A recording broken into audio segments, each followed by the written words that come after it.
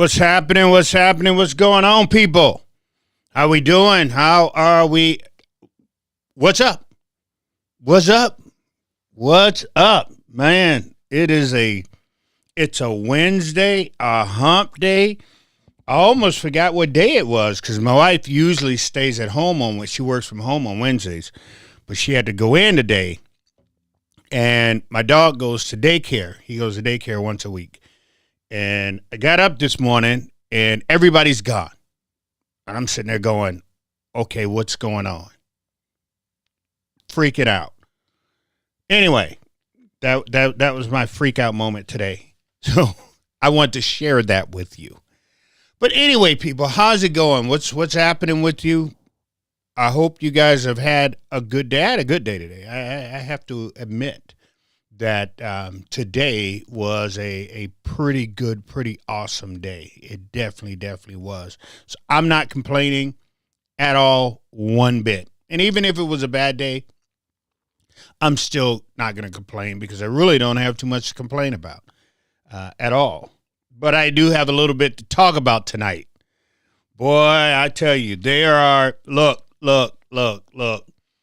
One of the things that I warned everybody about, I warned everybody as much as I possibly could about giving activists power, especially the ones who are out in the street, with the whole, power to the people stuff.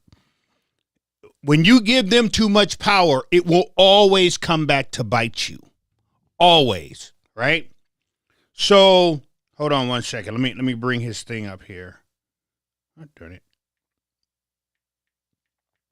So this guy, this dude here, let's show him to you.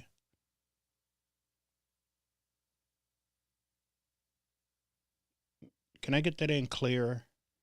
Can I make that any clearer? So anyway, I don't know why it won't come in clear. Usually it does every once in a while. But I'll keep doing this. His name is Jason Chavez, right? Mr. Jason.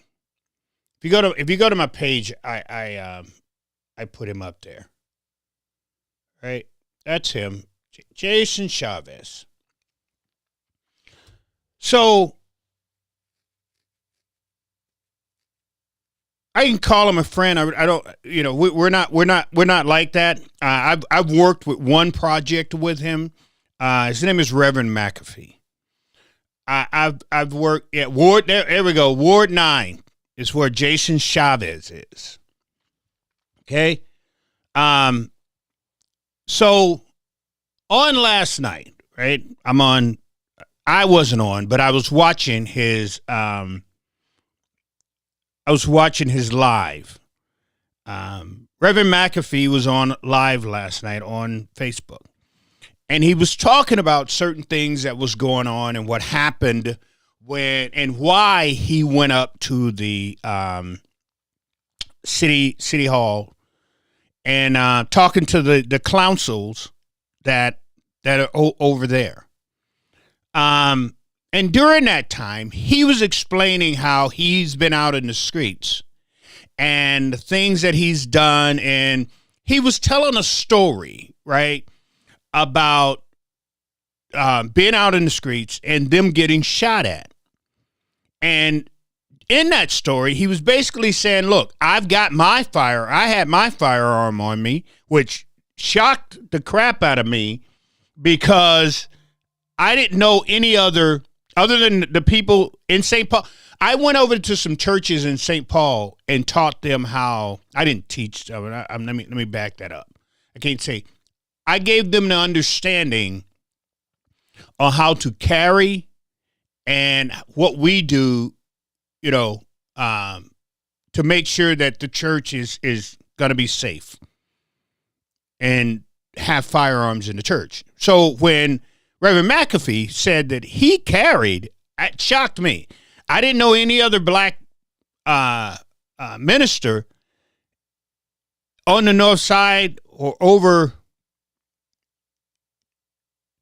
No, I didn't know Jerry Carey. I know he had been talking about going out with me, going out shooting with me. But I thought we was going to go shooting because he wanted to shoot my guns because he didn't have any guns. So last night when he said that he was carrying, I was like, whoa, that shocked me, knowing, and the reason it shocked me is because of his 21 days of peace. Because, he walks around in that whole crowd that swears up and down that black people shouldn't have guns, or black people shouldn't deal with guns, or we should know nothing about guns. And especially if you are a black preacher, oh, Lord, that Democrats tell you that's the worst thing. That being a preacher and saying that you will fight for the Second Amendment, being a preacher and having a gun on your side or one on you, because usually it's according on where I go. All right? If I'm going to go on Broadway and Penn Avenue in that area, that's usually when I trade out my 9 for my 45. And then I take my 38 and stick it on my ankle. But when Jerry said that he carried yesterday, it shocked me. Seriously, because I don't know any other preacher other than myself. I do know one other preacher who left our church. He carries. So I know 2 preachers that actually carry. But anyway, getting back to what I was talking about. So he's telling this story, and I understand this story because I've showed y'all pictures when the riots happened. When I called up my group, and we spent 3 days between Broadway, between Lake Street and 38th. We spent 3 days walking the street, and that's what cracks me up. Does Brian Herring still carry? I don't know. I don't know Brian that well, Chas, to know if Brian carries or not. I'm not. No, he can't carry. He can't because didn't he have some problems back in the day? If I'm not mistaken, Brian cannot carry. Brian can't carry. Don't hold that to anything. I don't know. Like I said, I don't know him that well, Chaz. But it's funny how during the riots and everything that was going on, how my black, that black gun that they hate so much, my AR-15 that they hate so much, I was able to carry that AR-15 all up and down the streets, and nobody said anything about a weapon of war being on the streets. They didn't say nothing. They was happy to see that weapon of war walking up and down the streets, protecting the community. They were happy. I got photos. I got videos. Can show you how happy they were to see us when we came walking and marching down the street. So it's the same thing for Jerry McAfee. Jerry McAfee said he was out on the streets, they were shooting at him, and he was making a reference to him shooting back to the people who was trying to shoot him. That's all he was doing. And Jason Chavez, a city council member, took what he said and said that his life, hold on now, he's a liar. He's a fat-faced liar. But he said his life was being threatened. Jerry never threatened his life. If you watch the video, hey, what's happening, Bill? Hey, Josh, how you doing? If you watch the video of Jerry McAfee in the city council, he never threatened anybody. He never threatened. And he tells the story on his live where when he told them, he looked at them and they act like somebody else, and he wasn't talking to Jason. Jason put himself in the middle of this thing so he can become a victim. If Jason could have just sat there and shut his mouth and nobody would have said a word to him other than, why didn't you text me back? Why didn't you come? But Jason decided to put himself in the middle of this so he can be the victim. It is classic Democratic activist attention-seeking fools. This is what the Democrats do. They will find a way to make themselves the victim. Then you got Robin, who's been a black woman. See, what everybody always talk about, no, hold on. Y'all can say what you want about me tonight, but I'm saying it. All the times when people talk about black women this and, you can't deal with black women and black women. Robin was doing that. Robin was being that black woman, that very black woman that everybody always talks about, that everybody always put down, Robin was being that black woman because she was sitting there while this man is talking about what he was going through, what he's done, how he's done things in the community.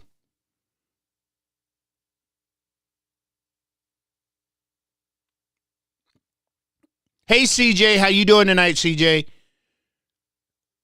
But he was going through that, and here she is sitting there eating an apple.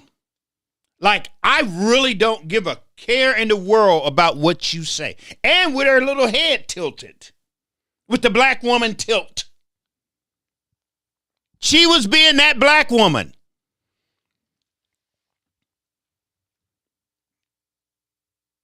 And all of a sudden now she's going to put out press talking about somebody was threatening her. Nobody threatened her. Nobody. If anything, she was being a disrespectful black woman. If she wants to put it out there that as a black woman, she said, as a black woman, she was being a disrespectful black. She was being that very black woman everybody always talk about. You want to watch the film. What? Go watch the video.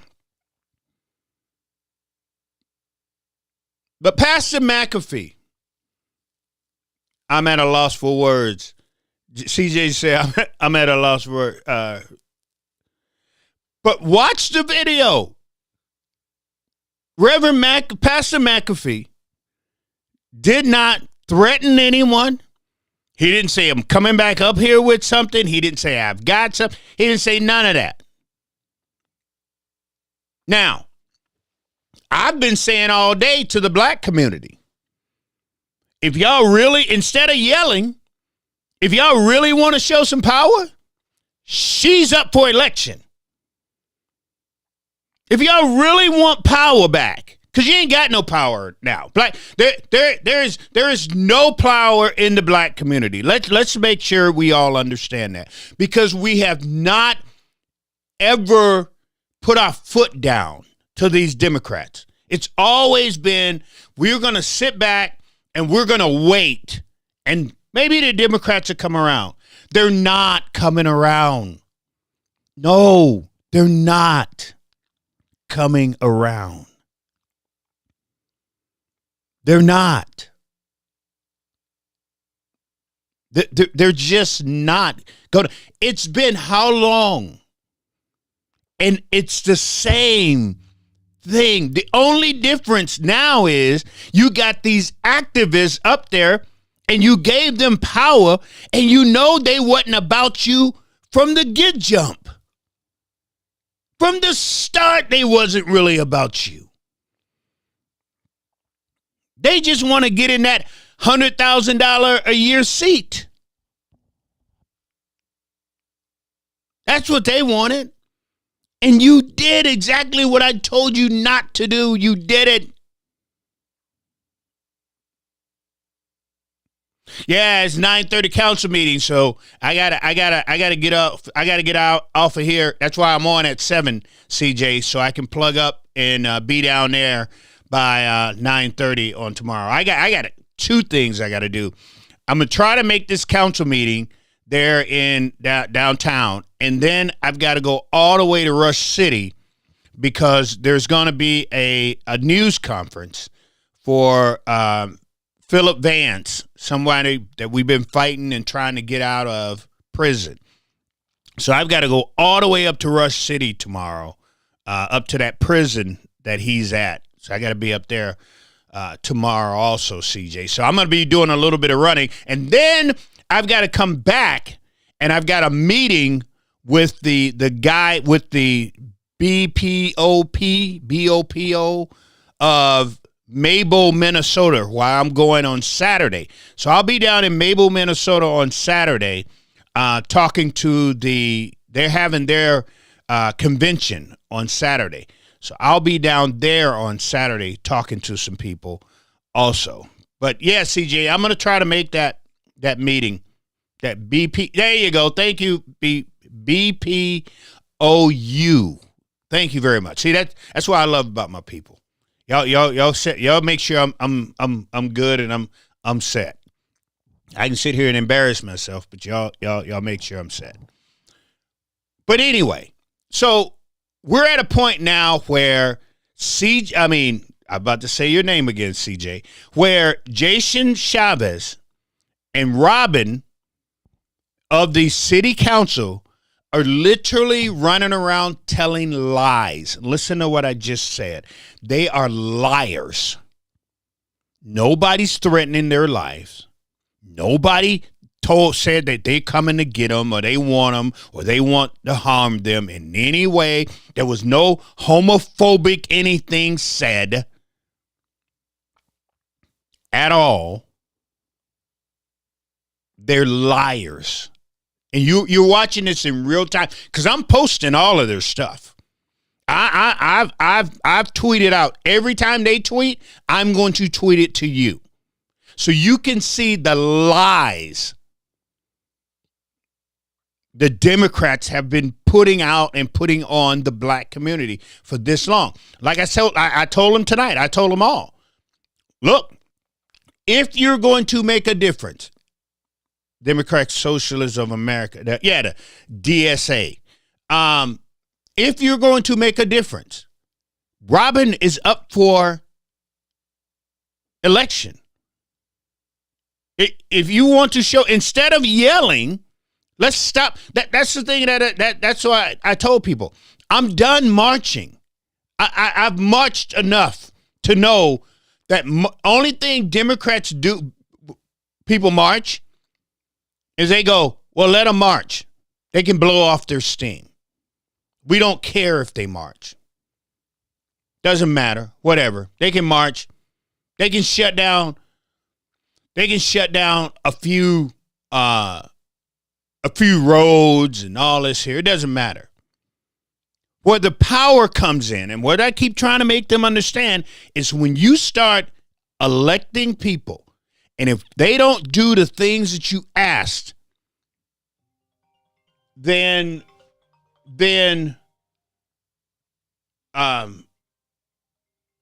sorry, I should have shut that off before I started. If they don't do the things that you asked, then you boot them off. If they want to show power, I told black people, if you want to show power, here's a perfect time. Here's a perfect time. Find out who's running against her and put all the power behind the person who's running against her. We go door knock, we raise money, we put up signs, we do everything we possibly can do. See, the problem is black people down there in Minneapolis have been beat down so much that pulling them back up, right, is like scraping wax. You ever scrape wax off of a piece of glass? Have some wax, you let it melt, and you go to try to scrape it off with your fingernail. You ever do that? How long that takes? How hard it is? That's what it's like to get the black people up and doing something in Minneapolis. That's why Minneapolis is the way that it is. The reason Minneapolis is the way that it is right now, the reason you got some dude from a foreign country who was in, and their people have stolen millions of dollars from the state of Minnesota. The reason he's allowed to even run for for mayor. Why I keep calling it governor. The reason he's even allowed to run for mayor is because black people are they're so down, they can't stand up to say no. They just sit back and watch these people get into office. They sit back and watch these people steal and rob and fraud the state of Minnesota. And they don't say nothing. They sit back and they watch the white liberal Democrats move black people out of the way to get these foreigners into seats on the House of Representatives. There's one that should have been a black man's seat. Bobby Champion should be sitting in Ilhan Omar's seat. That was his seat to be up there in Washington. But they moved him aside. The white liberals moved him and put her in there because she's a woman and she was a foreigner. And the black community sat back and let it happen. Sat back and let it happen. The black community here in Minnesota, if you don't know it's pathetic. It's pathetic. It's a bunch of Negroes that's out in the field singing victim. That's what you got here. And then you got radio stations that gives them the platform to sing the old spirituals and play victim. And you got black media who perpetuates and make sure that they push the victim narrative.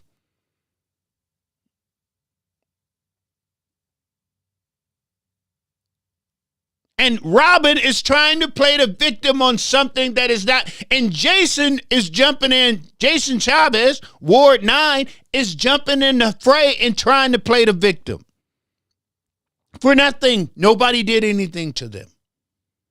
But they're the victims. They are liars, is what they are. They're straight liars. This is why I told y'all, I keep trying to make y'all understand. This is why your white liberal don't like my voice. This is why your black media here in the Twin Cities don't like my voice. Because I keep telling people they're not victims, but they keep telling people, oh, yes, you are. As long as you play victim, we can find a way to get money. And only certain people get the money.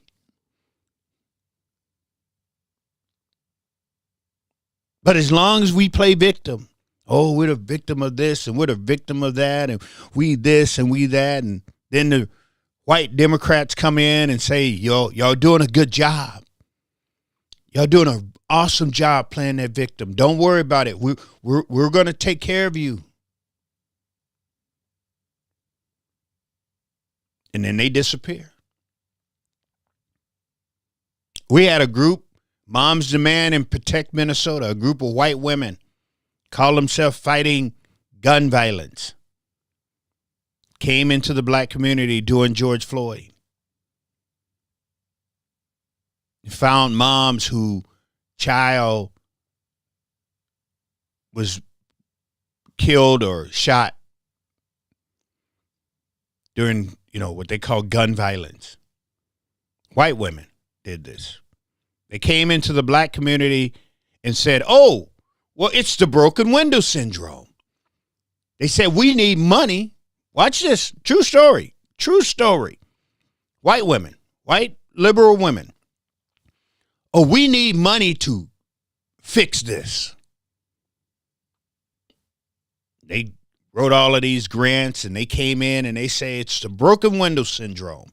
So that means if we plant flowers. No, seriously, I know you're sitting there going, Rev, that's no way in the world this happened. This happened. If we plant flowers all up and down the boulevards, if we plant trees, if we take pots and put flowers in those pots and sit them all around Minneapolis, and then it's going to fix everything. And they got a lot of money to do this. A lot of money. They also came in and taught some of these black organizations how to write grants to get some of this money too. So all of a sudden the white woman leaves and she's got all of this money to give to the Democrats to write gun laws. And none of those gun laws that she got the money from the black community helps to keep the guns off the streets of the black community. No, that's a true story, people. This is how up here we are. This is how they pulled a Trojan horse into, and the thing about it, it was a lot of the black people, the gatekeepers, who brought these people into the black community. Anytime, listen to me. I can tell you, you know who the gatekeepers are. Now, white women, they ain't been back. That's the thing that cracks me up about it. All this shooting that has happened since George Floyd, all these kids that shot themselves and shooting people and robbing with guns. White women ain't been back in it because they got all the money they needed. They got all the money that they needed to go to the Democrats and have Democrats pass these gun laws. That's how all these gun laws got passed here in Minnesota. All the money that these white women came into the black community and collected off of mothers whose childs have been shot. They prayed. These white women came into the black community and prayed on the black women's kids who have been shot by gun violence. That happened right here. Right here, that happened. And nobody said a word. Nobody said a word. Where are they at now? The guns are still blazing. Things are still shooting. I sat in a committee meeting, and one of the authors of the bill, Dave Punto, sat right next to me. Seriously. And I looked at him and I said to him, please tell me before I get started. I wish I can find, I'm going to look for the video so y'all can see this for yourself. But I looked at him and I said to him, please tell me which one of these bills will help with the gun violence in the black community. He had to admit in committee that not one of those bills that they were signing for gun control, they did nothing for the black community. Though that's your Democratic representative. All the killing in the black community, and the Democrats know this. Yet, and they had, hold on. And here's the thing. They had the trifecta. They could have come up with bills. We could have sat down and came up with many of bills that would have done something for that. But you know who didn't do it? You know who could give a damn about the black community? The very Democrats that I was sitting next to. The very ones that I asked those questions to. That's a true story.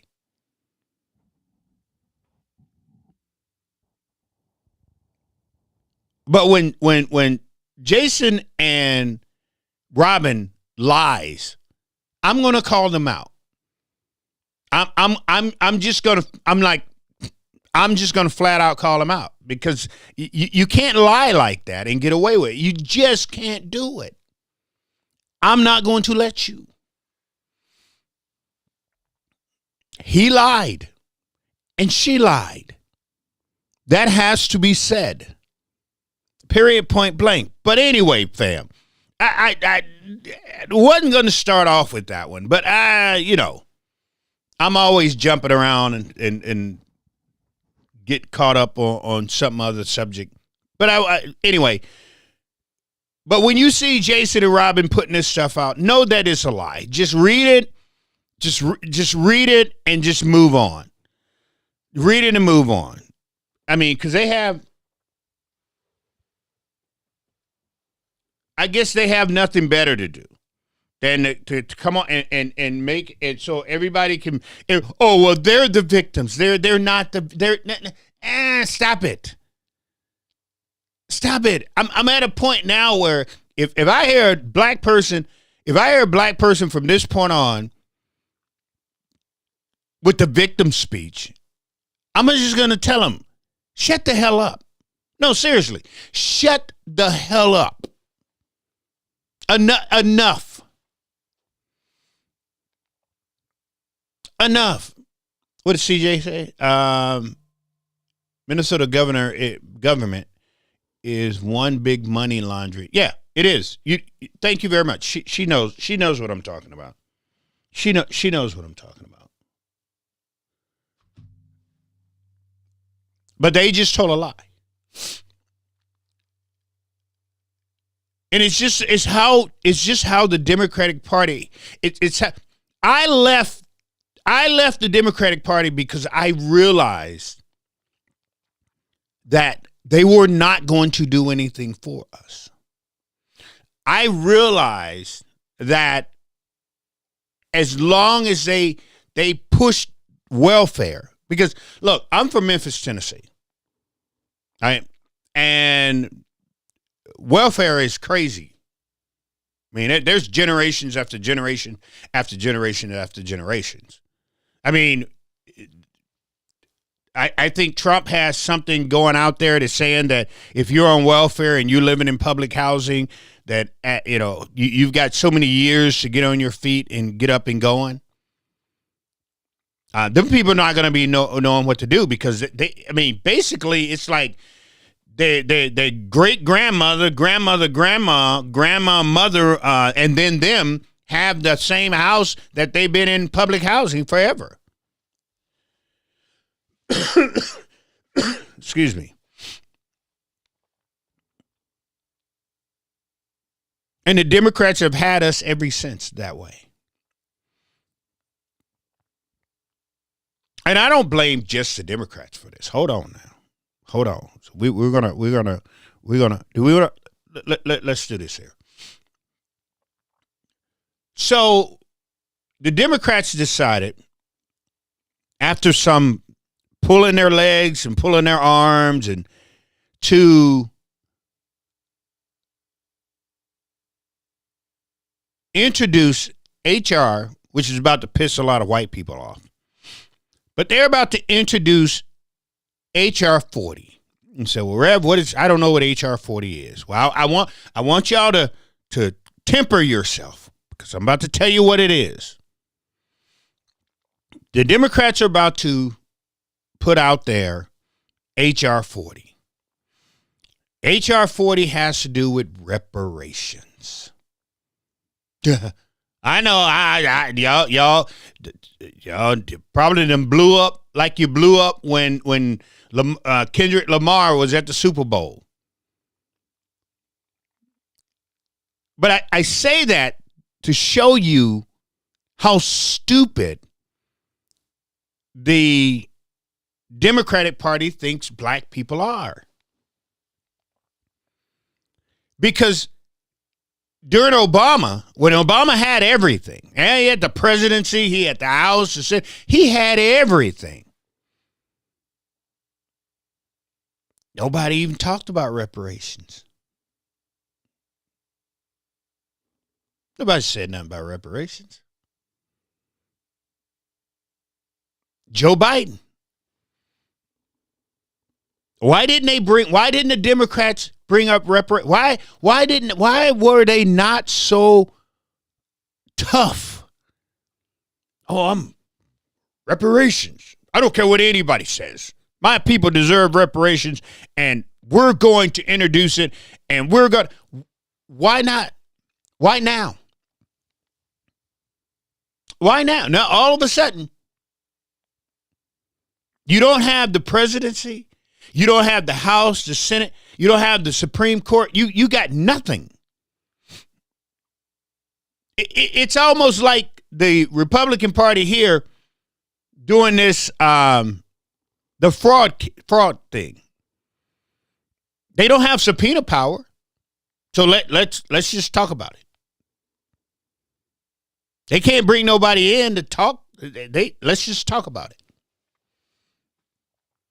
Same thing with the reparations. We're going to introduce reparations.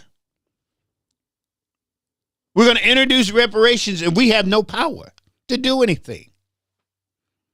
Well, right, like the Republicans are going to go, I'm all for it. I'm all for reparations. Here they are. Here the Republicans are scraping everything black that they can away from the white. You really think the Republicans are going to go for that? Here they are making sure that the base that was named after a Confederate general or whatever he was, that name gets back on that base. Someone who fought for the South. He fought for the South. He fought to make sure that people like me. This is what Pete Hestef did. Pete, this is Pete. This is your guy.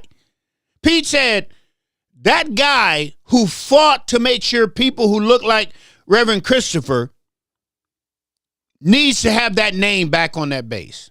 That very guy, that if that guy had a won, Reverend Christopher would probably been dead because he would have been running away as a slave all the time. He probably would have chopped his feet off. I want that guy's name back on that base. That's what Pete did. Your guy. He said, no. Yeah, we know this guy fought for the South. We know he fought to make sure that them darkies stayed where they should be. And we want to celebrate him for his fight to make sure that them darkies were always to be slaves. We want to celebrate him. And Pete went and he signed a piece of paper to turn it back to Fort Bragg.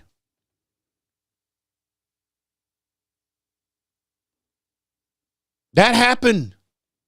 And you can't sit there and say it's AI.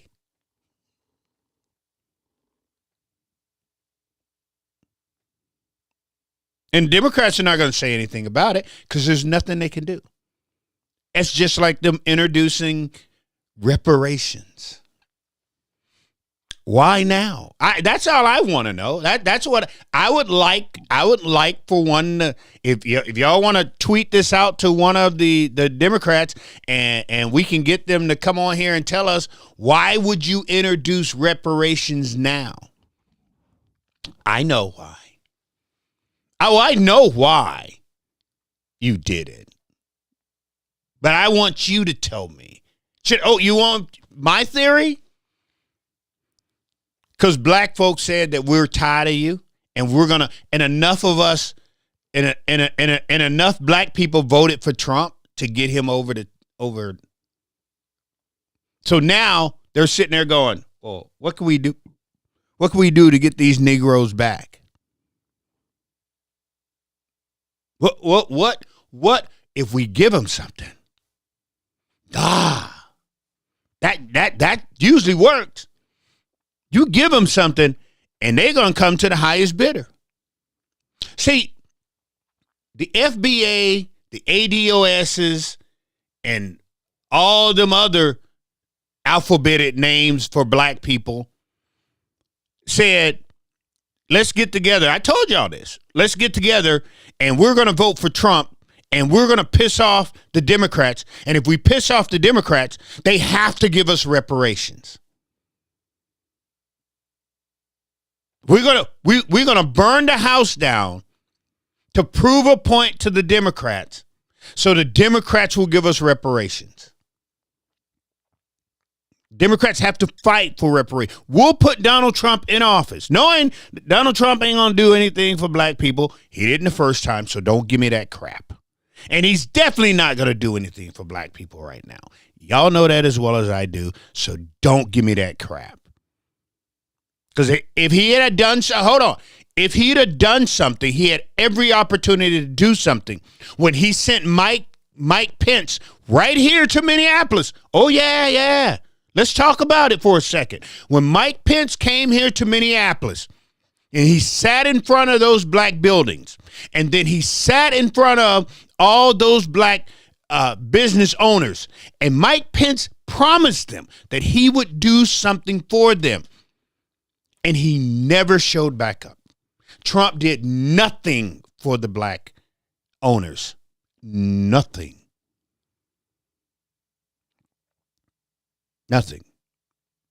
So black people didn't vote for Trump because they thought Trump was going to do something for them.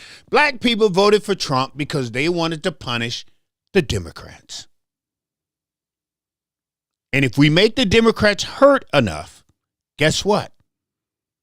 They were going to start talking about reparations. And it worked. It worked. Because here we are. And the Democrats introduced reparations. They got a bill. I forgot the lady, what's her name? She's a congresswoman. She's the bald-headed black congresswoman. She stood in front of the podium. And she talked about reparations.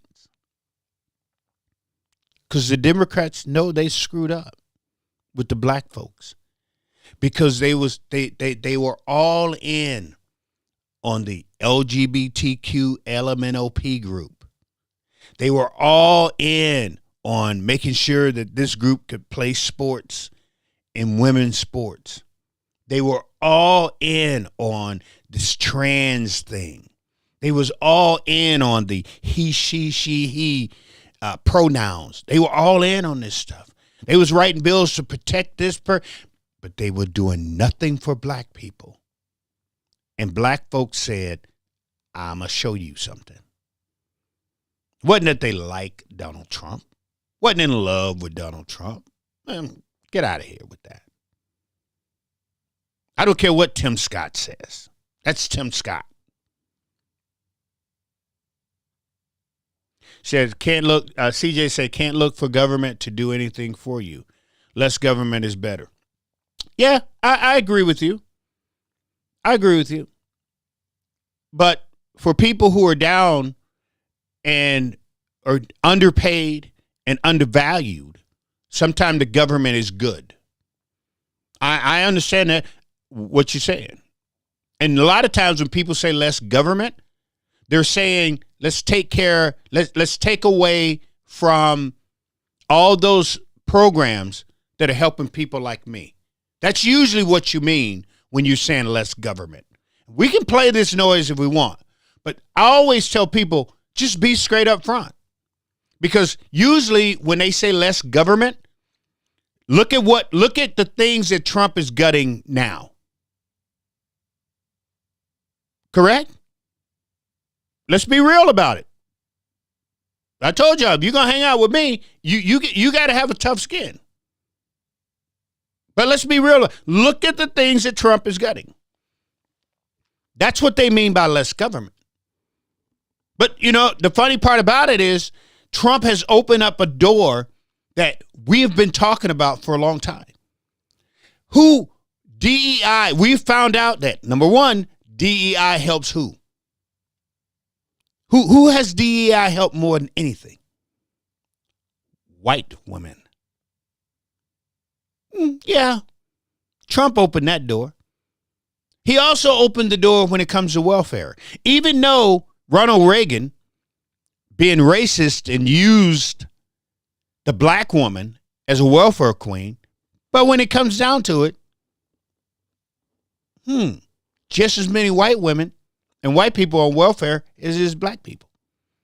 So when your Republicans come into office and they start taking and gutting all this here type stuff, they're hurting the very people who voted for them. But the very people who voted for them is just so happy that somebody that looks like them are up there in the White House again. They don't care. I don't care. I don't care.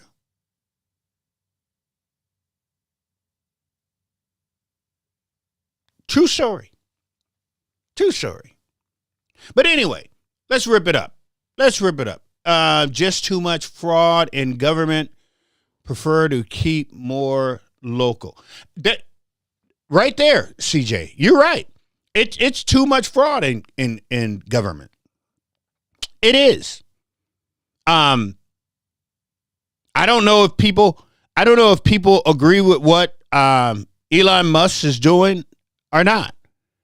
I think it should be, and even when it comes to doing that, America first. I don't consider Elon Musk to be America. I mean, I want an American in there who understands and knows. I'm just saying, that's just the way I see it.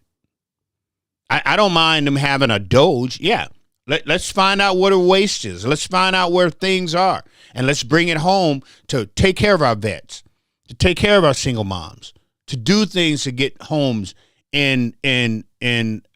fathers back in the home. And it's not just black fathers either. I can tell you that. Trust me when I say that. But the media have made you believe that, and so you run with that. Anyway,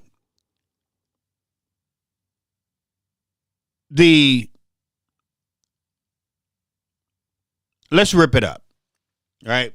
And one of the things that I wanted to talk about tonight is Republican Party here in Minnesota, again, is want to talk about crime, okay?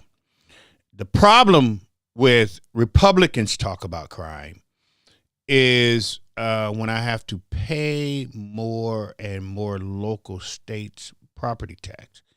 It has taken away my ability to give more. Yep, I agree with you, CJ.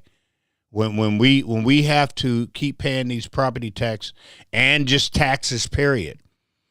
And we're going to keep doing that because the Democrats keep spending money that they don't have.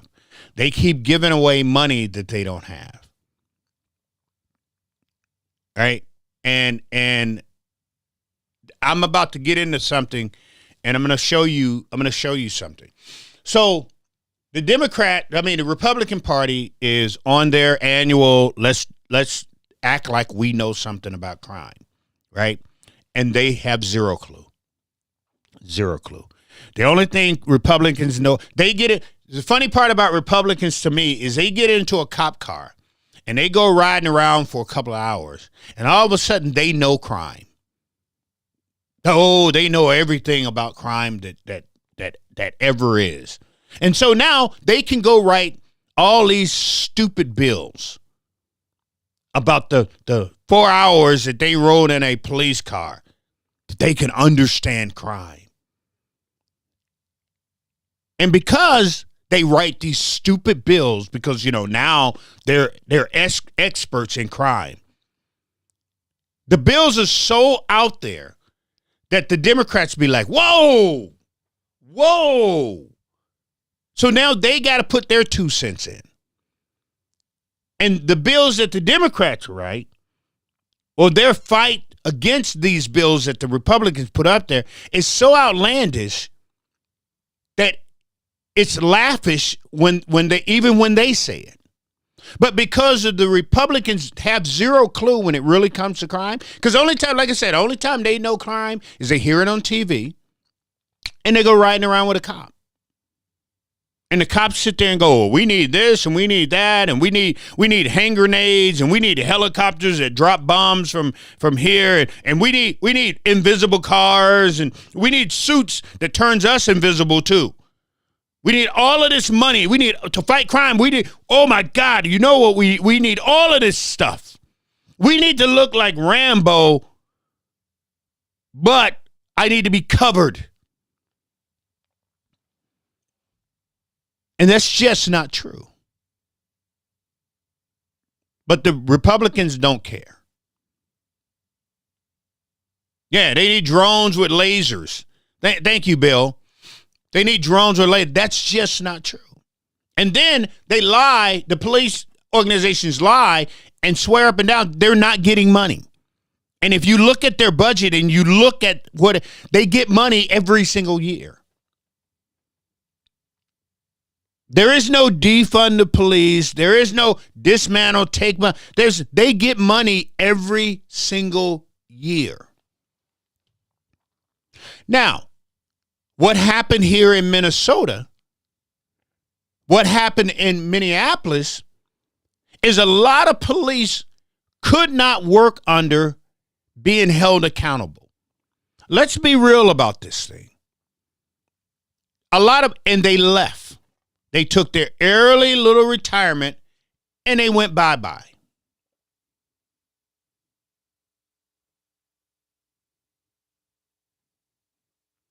Our legislators, no matter which side, do not write. No, they some of these bills, because CJ, I don't know if you know who Warren Limmer is.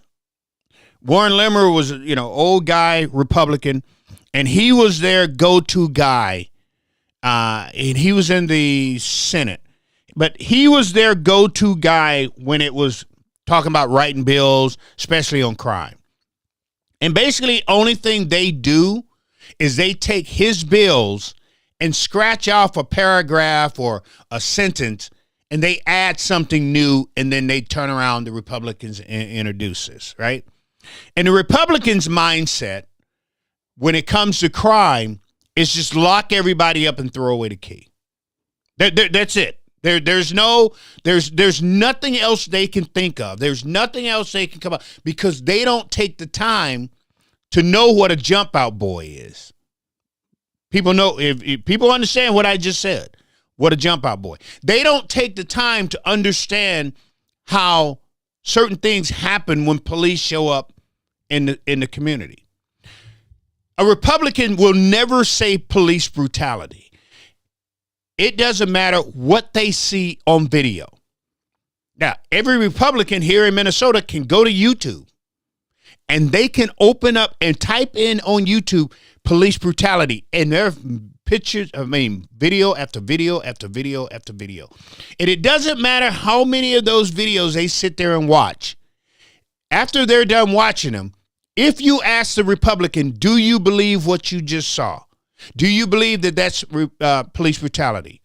They will look at you and say, no, that's not police brutality. A Republican cannot say that, because if they say that, they feel they're going against the blue. Wait a minute. Unless the blue is the blue up there at January 6th. That blue don't count. We can beat them, and then those people who beat those cops can be let off. See, if the blue is beating people that looks like them, then they've got a problem with that. But as long as the blue is taking care of these here, there is no police brutality. And that's the problem with the Republican Party here in Minnesota. Their mindset is a Richard Nixon mindset. Stop and frisk, law and order. That's it. Lock them up, throw away the key. That's it. There is no beginning prevention. Because what I've been trying to get them to try to understand is this here. If we can, I thought I shut that off. Sorry. It's probably somebody calling complaining. If we can get to these kids, and we know who these kids are, if we can get to the kids before these kids get to that point to where they're robbing, stealing, shooting, assaulting people, carjacking,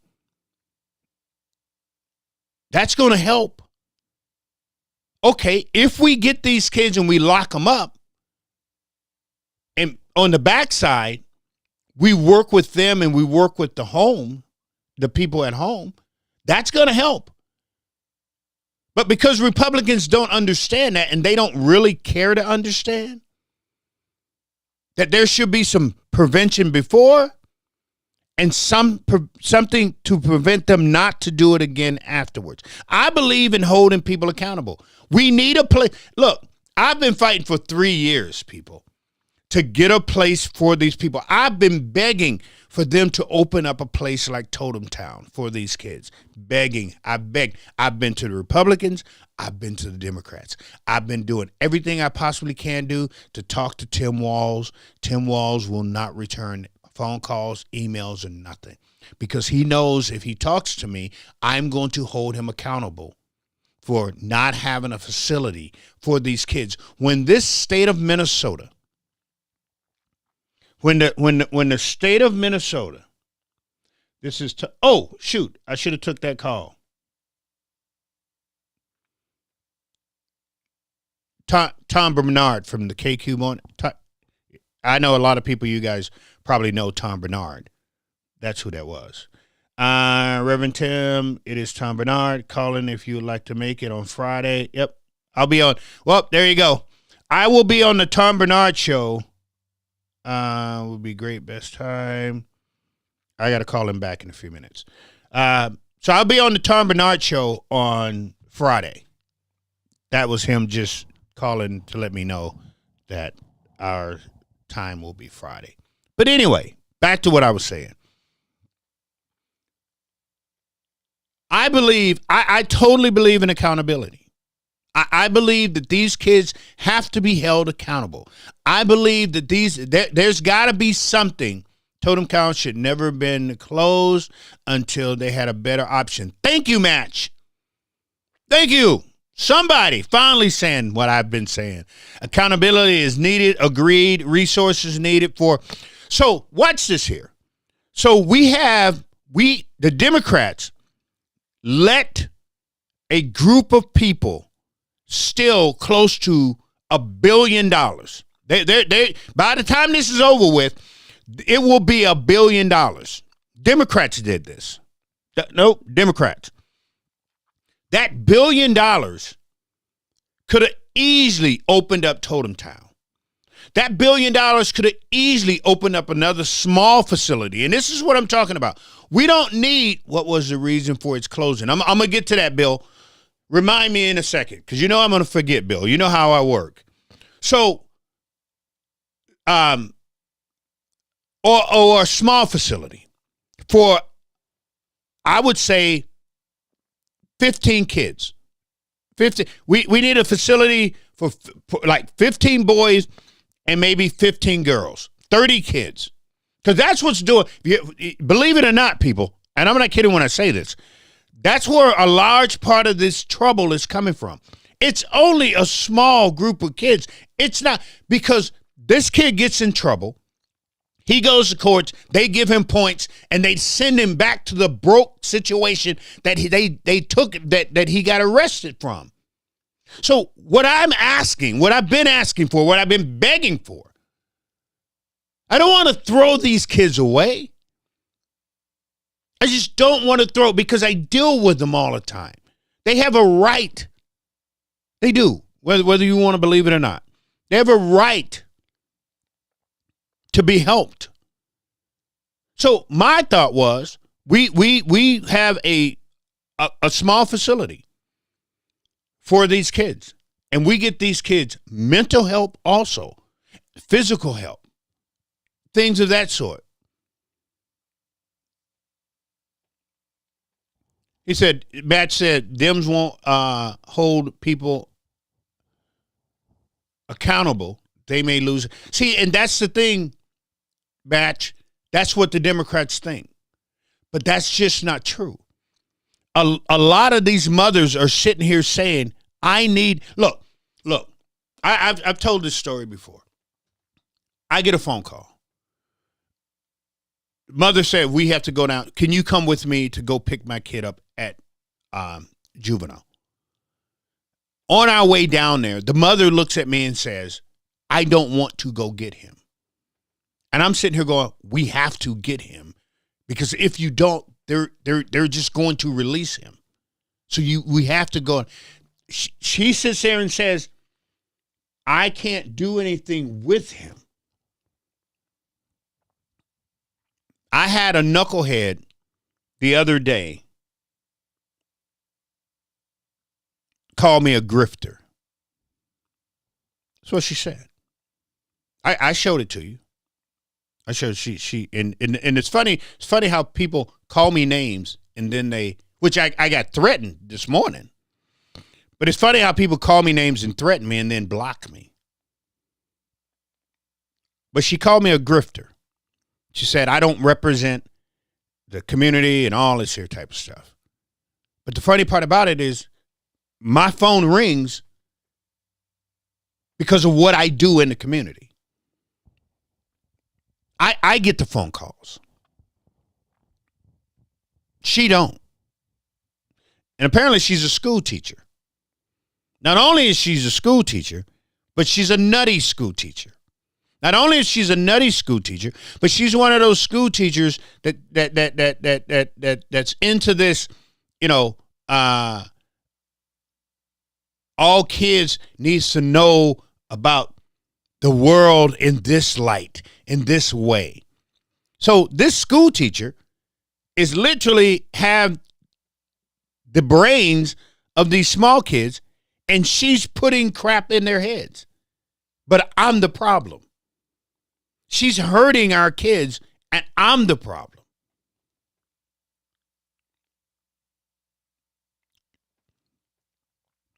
Parents who can't handle their kids is not saying that their kids should not be punished for what they're doing. They're saying that. But what we don't want to have happen is we don't want a Marvin Haynes. Who is Marvin Haynes, Rev? Marvin Haynes is a young man that Amy Klobuchar, a Democrat, prosecuted at 16 years old. Marvin Haynes went to prison for close to 20 years at 16. This goes back when the prosecutors, Amy Klobuchar, Democrat, were just taking black boys, and there was a time they were literally just throwing them in jail. Just boop, boop, boop. 14, 15, 16 years old. The pendulum has swung so far over here, right? And they was just throwing these kids in jail. Throwing them in prison, giving them life. Marvin Hayes was one of those boys who went to prison for a crime he did not commit. And he did close to 20 years before they was like, he didn't do it. We need to let him out. I've worked with his sister on that case. I've raised money for his sister's foundation for the things that she's done. I made phone calls to certain people, and they know who they are, and I thank you very much, on his behalf when he was in prison.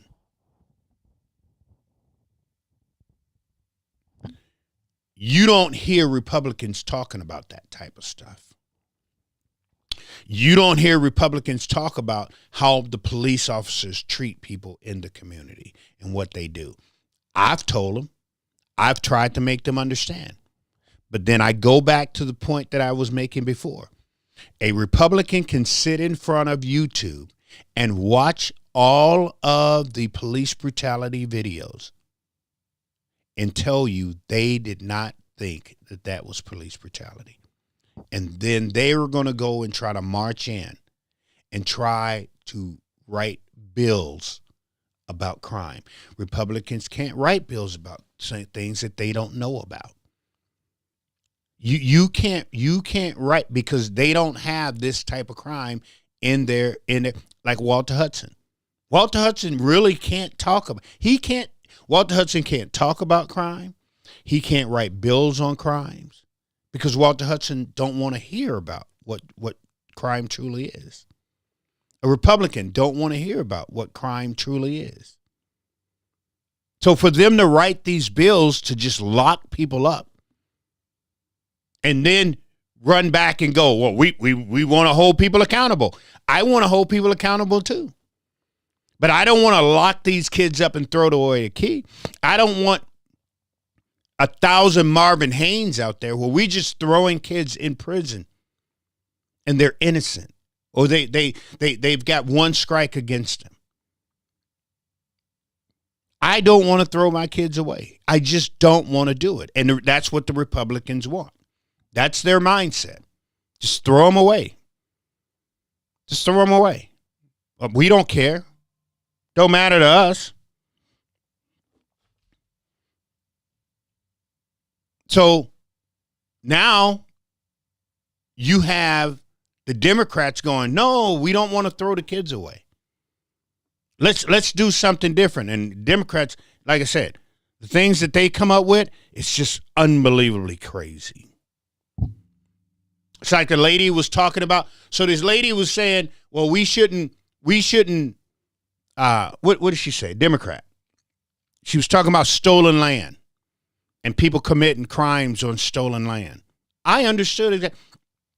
I went down to Shakopee and spent time with the Dakota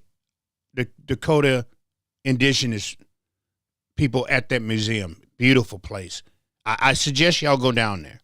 I know you don't want to go, but I'm just making a suggestion that you go down there and sit with those people for a couple of hours, and you go through that museum like I did, and you go through the whole thing, and you listen to them. And you let them tell you the story. I guarantee you will leave that place going, oh my God. It's almost like slavery. That's what I equate that to, what the Indians the indigenous people went through. But this lady today, I'm listening to it, and I got it off of Walter's feed.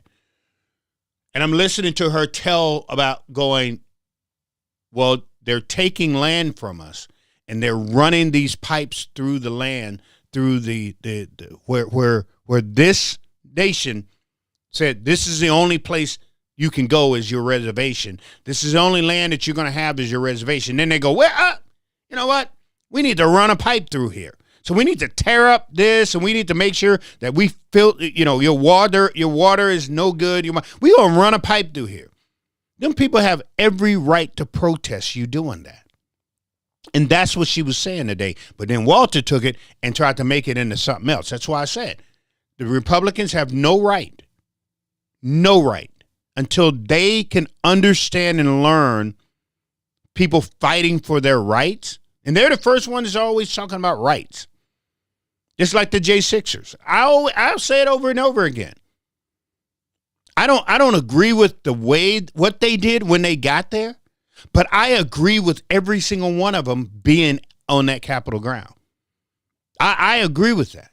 If y'all would have said, Rev, we're going to the Capitol, but we're not going to be violent. We're not going to break anything. We're not going to beat up police. I would have went with you. Anytime you're fighting the government, it's a good thing. No, it's a good thing because your government gets just like the city council. No different than what's going on right now at the Minneapolis City Council. They've gotten too big for themselves, and people are fighting back. And instead of them going, okay, maybe we need to step back, they're going to lie to you. The same thing with the January 6ers. I get it. I don't think everybody was there because they was mad for Trump. I think some people was there because they're going, the government is just gotten to the point where it is out of control. And I'm pissed and I'm mad. And now I've got an opportunity to go blow off some steam. Now, if they hadn't went up there and crashed that place like they did and pooped somewhere everywhere and yelled, hang Mike Pence, I would have been on board. I would have been like, good for everybody that's good. I like that. That's what I'm talking about.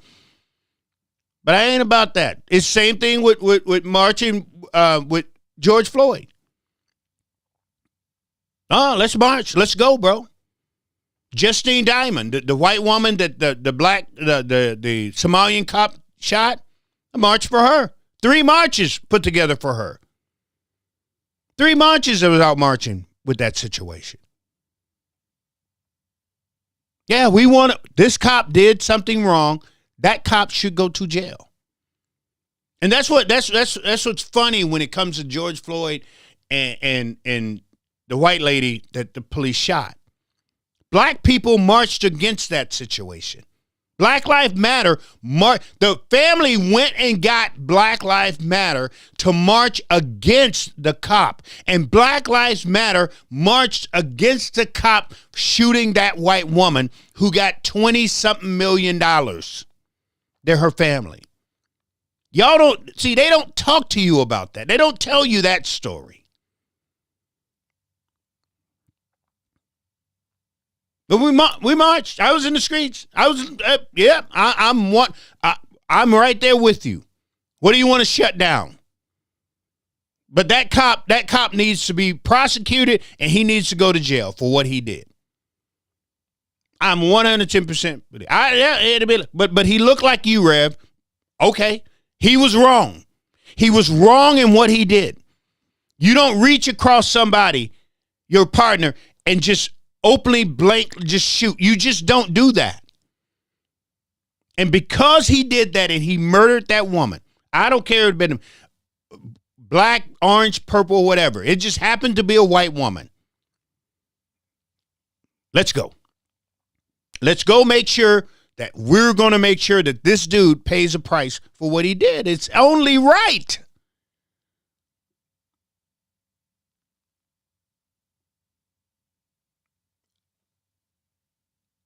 And white people got on board and was hating that black man as much as they hate George Floyd today for sending a white man to prison. That's a true story, people. And y'all know it. That's why I said, you got to have a tough skin to deal with me. You do. And like I always tell people, anytime I said something wrong, let me know. You can be right there. You can argue every point that I just made. Especially the point that I just made now. So that just brings me to the point of saying, until the Republican Party understands crime, until they can come to the point to where they can see certain things that happen and understand why things are different in the black community than there are way out in Maple Grove or Otsego or St. Michael or Elk River. They're different in Elk River. You don't have that type of poverty in Elk River. The homeless community, Elk River in Walter area, kick the homeless out. You can. I wish they would put a tent up in Elk River. I wish they would put a tent up in St. Michael. I wish they would put a tent up in Maple Grove or Plymouth. You know how quick the police will have that. They would, the minute they go to try to put a stake in the ground, the police will be there wrapping it up, booting them out of there. So what do people do? They go downtown to where they know they can put a tent up, that they know that they can get some type of help from the government, CJ. When we talk about the government, these are people that we can't leave out, right? And these people are usually getting taken care of by who? The government. I believe in a small government, but I also believe that what my Bible says, because we don't take care of them like we're supposed to. That's what the Bible says. If you're a Christian and you believe that Bible, but if you're a Christian and you skip over those,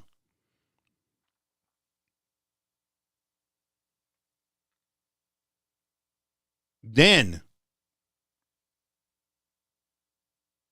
that's when I have to question you.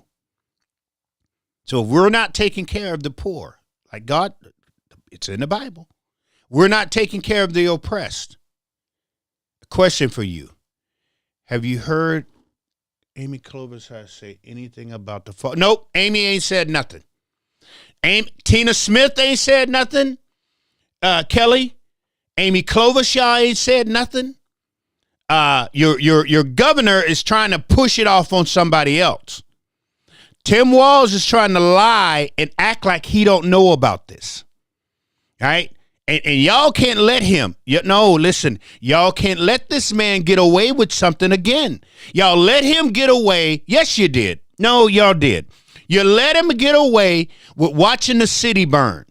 And his wife sat there and said she opened the window and smelt his wife said she opened the windows and she smelt the tires burn. And y'all let him get away with it. I told when Scott was running for governor, I told Scott, let's get TVs, let's put them all over, and let's run an ads on how Tim Walz let this place go up. I told the Republican Party, y'all can't let him get off, and they let him off. The Republican Party let him off. They wasn't out in Rocks and Cows talking about how the city went up in flames. They was out there talking about cat boxes and rigged elections. That's what the Rocks and Cow area wanted. They didn't want to talk about policies and things of that sort, Kelly.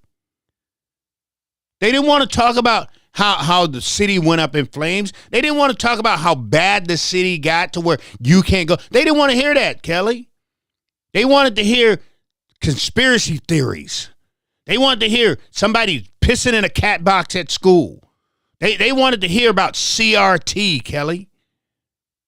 And they let this man off. That's what they did.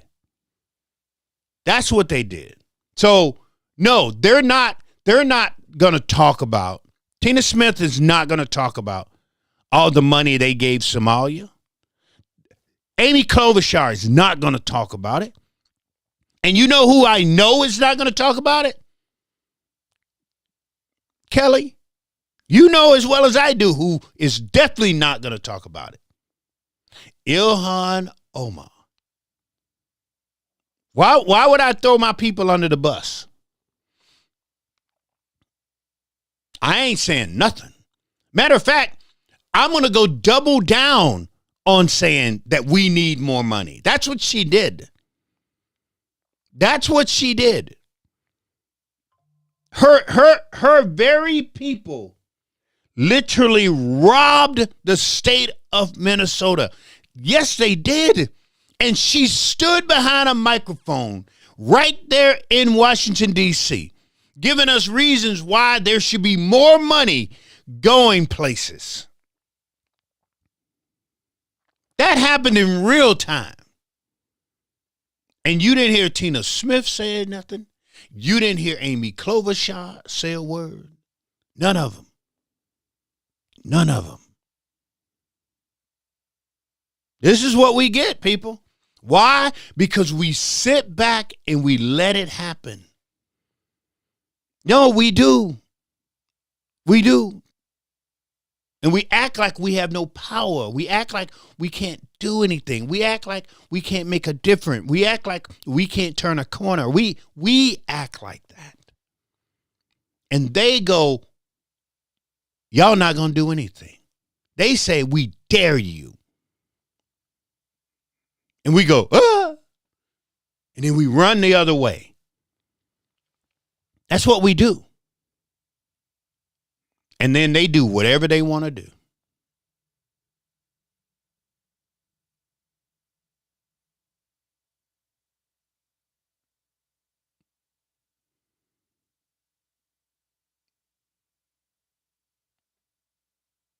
No, seriously, I'm sitting here, prove me wrong.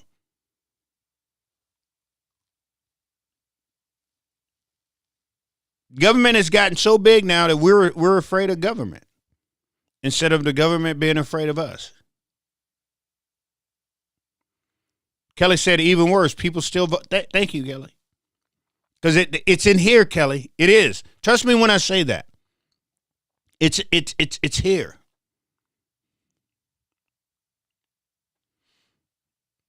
Kelly said even worse. She said people still vote for them. Yeah, people still vote for them. CJ said, yes, we are supposed to take care of the poor, and we don't, CJ. Listen to me. CJ, I want you to understand what I'm about to say here.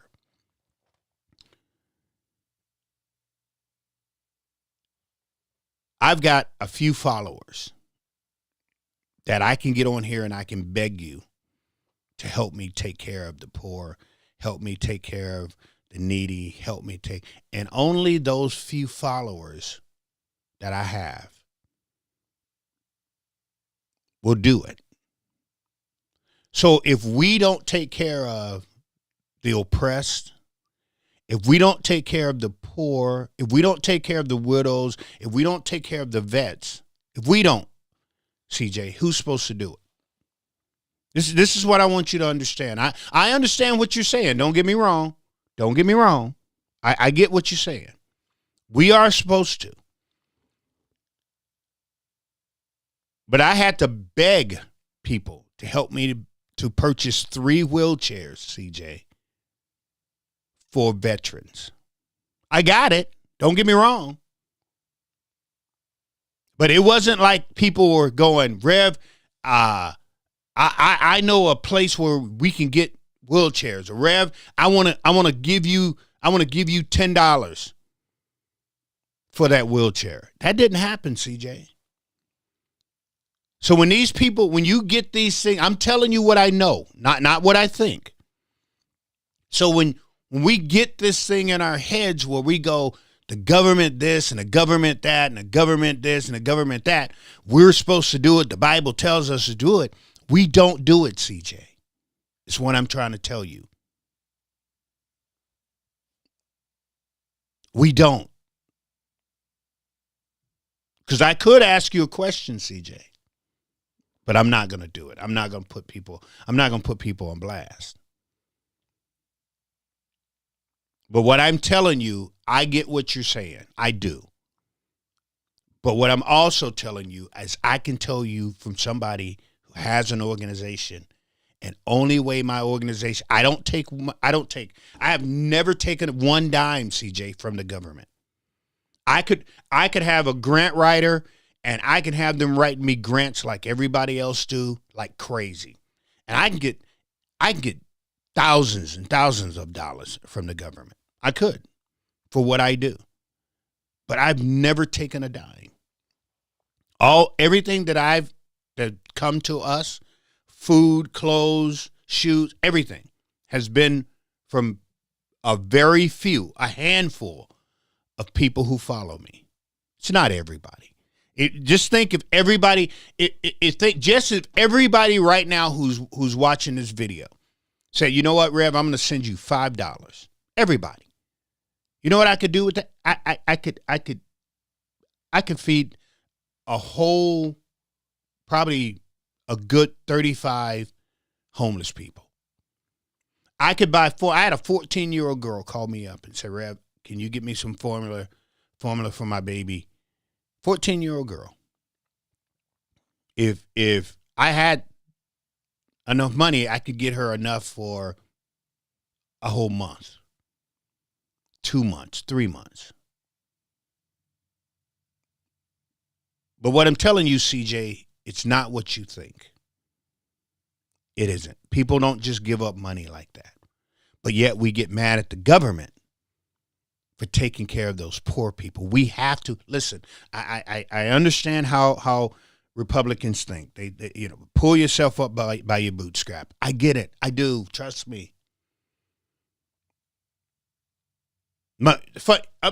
Funny story. True story. So my wife and I was just looking because something is about to happen that I have to do because of my condition. And they needed all of these records, right? They needed all these records. We had to go all the way back to like 92, 93 of our taxes when we filed for taxes. Now in 92, 93, we had one kid, my oldest kid. And myself and my wife, my girlfriend at the time, my wife now. But we had to go and look at our taxes back all the way back then to see how much we made and everything. True story. In 1992, when I pretty much just got here to Minnesota, settled into Minnesota. Combined, her and I combined, we made $46,000 combined for the year. We lived off that. Because when I first got here to Minnesota, I couldn't find a job in what I did. Couldn't find a job. Nobody would hire me. So I took odd jobs. Seriously, I worked at Target on Plymouth. When that Target in Plymouth first opened up, I stocked shelves there at night. That was my first job here in Minnesota. That Target right there in Plymouth, when I first got here, I went to the job fair and they hired me to stock shelves at night for $5.25. True story. And my wife was working the desk at this place called Creative Carton. Some of you probably know. Creative Carton right there in Brooklyn Park for $6. That's the truth.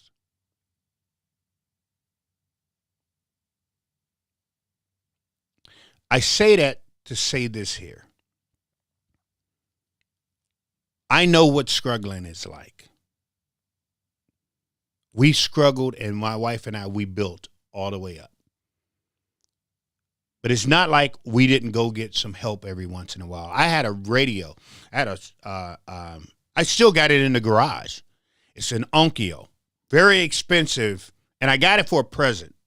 One of the people that I actually worked for got it for me for very expensive at the time, very expensive. But anytime we needed money, my wife would tell you the same story. Anytime we needed money, we would take that piece of equipment and we go pawn it to get us through the week, to get us gas money through the week. So I understand what it's like to struggle. Where we're at today, we built, my wife and I together, we built what we have today. It wasn't given to us. We built this, slowly but surely. And I know there's people out there, especially today. You couldn't live like the way my wife and I lived.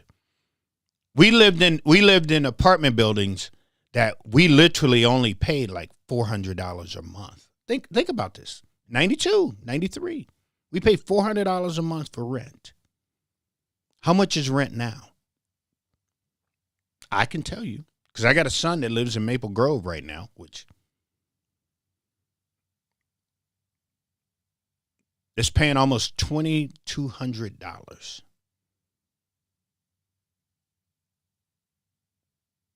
to rent the place that he's in. There's no way in the world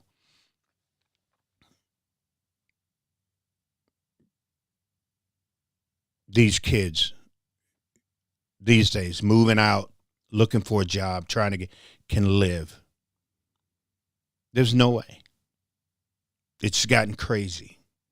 And I feel bad. I do. I feel bad for kids like that, for like my son. He's trying to do everything right. Do everything right. He's got to have a car note. He's got kids that he's got to pay for. And these people are raking these kids over the coal to pay for rent. It's pathetic. It's crazy. But anyway, people, again, like I said before, people are not tearing down the door to help people. She said, CJ said, in 93, my husband and I paid $300 a buckle for our. Yeah, see? That's what I'm saying. $300 you paid for your apartment in 93, CJ. We paid $400 for our apartment.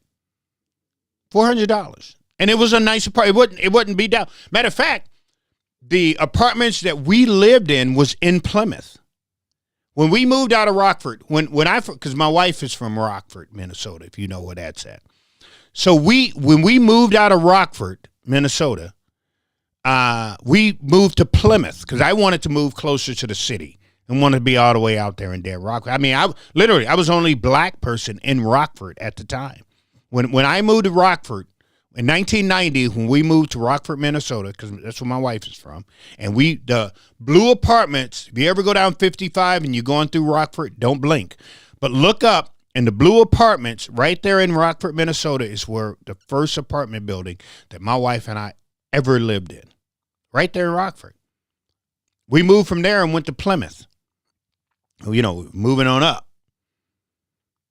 Really, really nice place in Plymouth. And I think we only paid like $550 for that place when we got to Plymouth.